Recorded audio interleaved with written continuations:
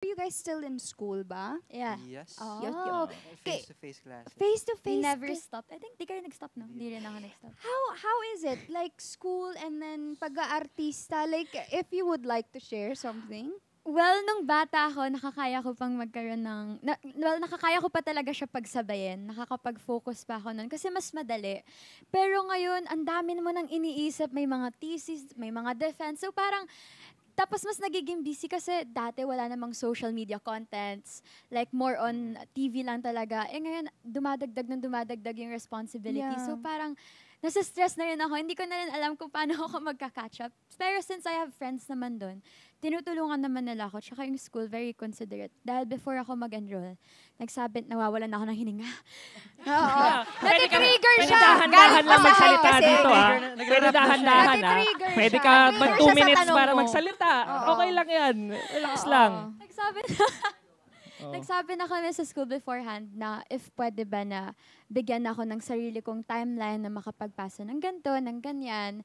And ayun, yung school ko naman, perpetual shout out guys. Yes. Shout out guys! Shout Sa out. very considerate yung teachers, tas yung friends ko, tinutulungan naman nila ako. Ever since Okay. elementary, ako nagtanong eh, di ba? ever since, Go, ever go, since, pare, go. ever since Ellen ba doon ka nag-aral? Ay, hindi. Ay, hindi. Okay, okay. Oo, yun nga, pero Well, with school. Ay, ikaw, Ako, Tol. honestly, same kami nung mga earlier parts pa ng school, like LM, medyo kaya ko pa namang pagsabayan and mas less pa naman yung responsibilities during that time. And kasi, nung mga time na yun, natutulungan pa ako ng parents ko na sila yung gagawa, na, halimbawa, drawing, like tutulungan nila ako. Pero ngayon kasi it's more of like, Hindi na kaya. Hindi Oo na nga, kaya ni mama medyo- ni papa. medyo marami na rin silang ginagawa. And ang hirap pagsabayan kasi I also stream video games. So nagsistreaming din ako. Like, kailangan din ng contents. Kailangan hindi mawala. Although before, hindi pa ako masyadong nagfo-focus doon. Pero ngayon, na-realize ko na papunta na rin tayo doon, yung generation natin doon. So kailangan at least gumawa ko ng contents ko. And ang hirap talaga pagsabayan. May mga times na nasa taping ka, nung in-interview nga tayo, di ba, nag-text ako nag-i-email ako sa teacher ko, Ma'am, sorry po, hindi ko po nagawa yun. Nakita ko yun. Brad, parang ano.